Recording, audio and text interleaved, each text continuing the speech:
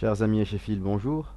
C'est Fahmi Azaïs de Best of Chess et nous allons continuer sur notre lancée dans l'étude des finales de tour.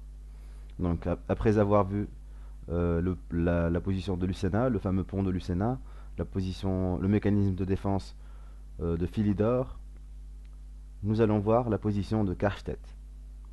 Donc, c'est une position très similaire à celle de Philidor, avec certaines différences.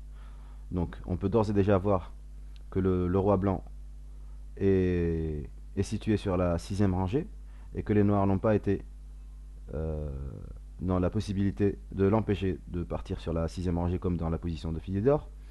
Et donc, le mécanisme de défense est un petit peu différent.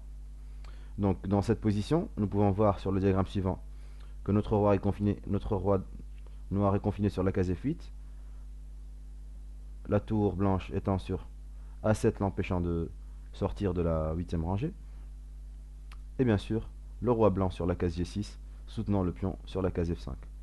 Donc le premier coup, les noirs ont le trait, et le premier coup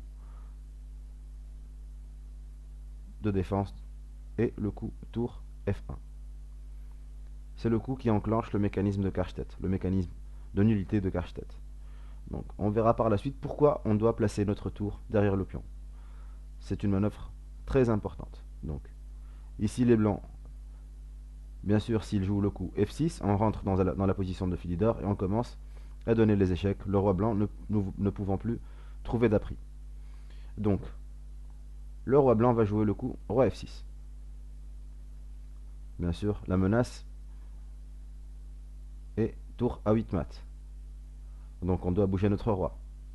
Et ici, il faut faire aussi attention. Il faut aller du petit côté. Qu'est-ce que le petit côté? Bien sûr, si on prend comme référentiel le pion F5, le petit côté serait le côté où il y a moins de colonnes disponibles. Donc le petit côté serait le côté de la colonne G et colonne H. Et le grand côté serait, bien sûr, le côté opposé, où il y a la tour blanche. Donc pourquoi est-ce qu'on doit aller sur la case G8 dans le petit côté? Bien sûr, parce que le mécanisme de Karstedt va mettre un genre de synergie, de synergie défensive entre le roi noir et la tour noire. Le roi devant défendre du petit côté et la tour, bien sûr, qui est une pièce lourde qui nécessite de l'espace. Elle doit être le plus éloignée possible du roi blanc et donc elle doit être sur le grand côté. Donc, bien sûr, le mécanisme de Karstedt ne pourrait pas fonctionner ici si le pion était un pion G, bien sûr, puisqu'il n'y aurait pas de petit côté et de grand côté. Donc, ici on va sur la case G8, et, bien sûr, sur tour A8 échec, on passe sur la case H7.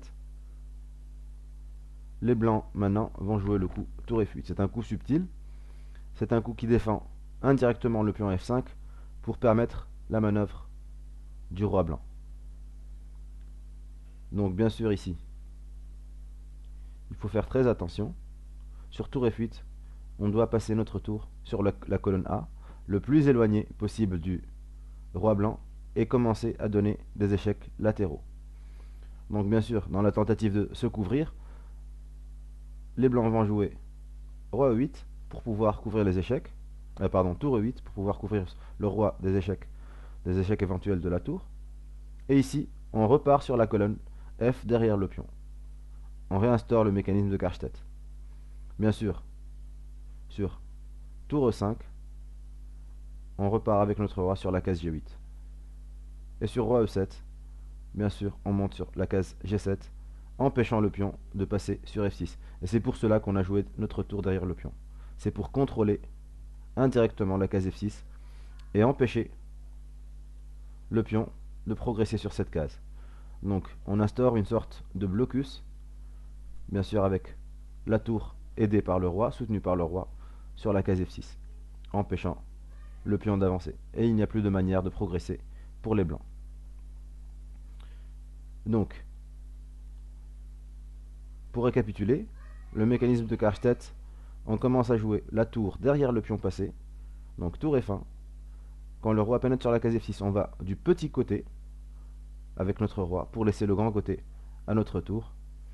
Bien sûr, sur échec, on monte sur la case H7 et sur tour F8, on passe notre tour sur le grand côté pour commencer à donner des échecs.